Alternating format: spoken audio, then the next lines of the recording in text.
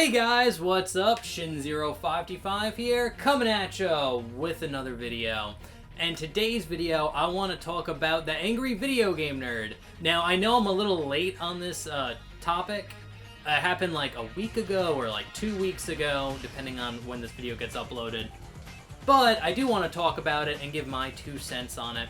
So, if you don't know, the angry video game nerd, AVGN, legend, one of the pioneers in video game content, video making.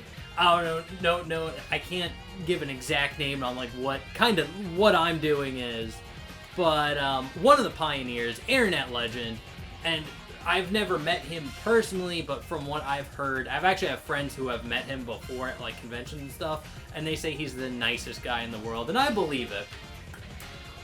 So I have no first-hand experience with him, but the guy's a legend. I heard he's very nice, very passionate about what he does, and you can definitely see that in his videos. And if you don't know, there was, I believe it started on Reddit, but then it went to like X, but basically there was a feed talking about how Angry Video Game Nerd is one of the reasons why gaming is so toxic today. The gaming like culture is so toxic today, and the reason they gave is because the young men that watched his videos back in the day in like 2006 when he was making videos, and just the way he made videos, his character, his persona, inspired the young men who are gaming in the gaming culture today to be as toxic as they are. And I want to give my 2 cents on it, and blatantly, my thoughts are too fucking bad. Like, again, I don't even like agree with that statement, or that like kind of logical thought process. No, but I do believe that the angry video game nerd, like his character, really taps in to what being a gamer is. And I think that's why his videos are so successful. He really understands, because he lived through it. He grew up playing like these old games, he was passionate about them, and he wanted to make videos about it, and that like love and passion shows in the videos he makes, and the character he makes really strikes at the heart of like what it is to be a gamer and what it is to like really love video games. Because again, I'm very passionate about video games, and I like the confrontation of it. Like, I like having, like, opinions that I find very strongly in games, like my hatred for Sonic Heroes, and my hatred for anyone who likes Sonic Heroes. And I'm very passionate about it. I'm very... Because I remember back in the day when I used to grow up playing games, that's kind of the way we used to talk to each other about games, where I would have an opinion on something, one of my friends would have an opinion on something else, we'd disagree, and we'd call each other fucking idiots, and I fucking hate you. And then we're friends again. Like, that's the way, like, you're supposed to talk about video games. You're supposed to get passionate, you're supposed to get fiery, you're supposed to say, I fucking hate you for liking that stupid fucking game, you piece of shit. And then you're friends again. And again, it's like, you're not supposed to take it personally. It's just the way things are. And it's the way things, like, naturally are for, like, gaming. Like, a good example is, like, look at old conversations on early days on Xbox Live, when you had a headset, you were able to say whatever the fuck you wanted to say to whoever the fuck you wanted to say it to, and there were no repercussions. There were no people getting banned for that shit. There was no, like, okay, maybe if you were making like specific death threats, but other than that, there's really no, like, you're pretty much able to say what you want to say. But nowadays, like, gaming has become so not like such a safe space and want people to be included in it. It sucks for everybody. And I think a big portion of that is there is a big woke activism element in the gaming industry.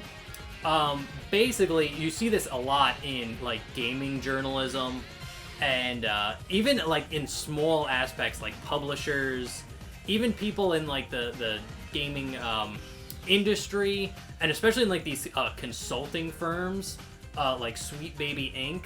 They've kind of infected the gaming culture and tried to make it worse for everybody. But what's funny about it is a lot of these like woke activists, they go into like comic books and movies, and they've pretty much had their way with comic books and the movie industry. The comic book industry is pretty much dead because of this woke bullshit. The movie industry started dying because of this woke bullshit. Look at like Disney, Marvel, and just like Marvel comics in general, like the actual comic books.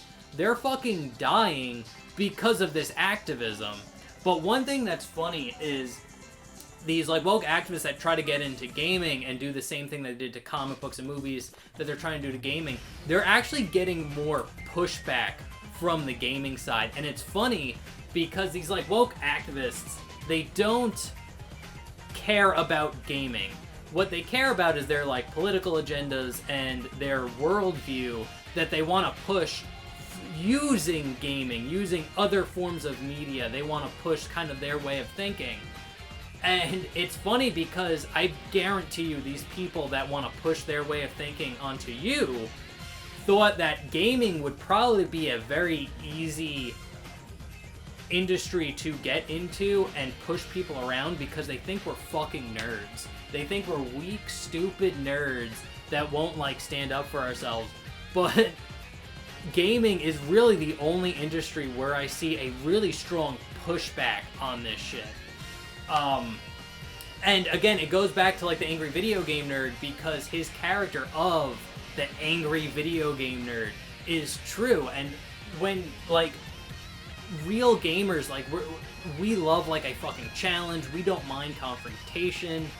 It's just something that like comes. It's probably because like video games are an interactive medium that could be competitive sometimes, and like us gamers, we're just so passionate about gaming, we don't mind fighting with other people about it.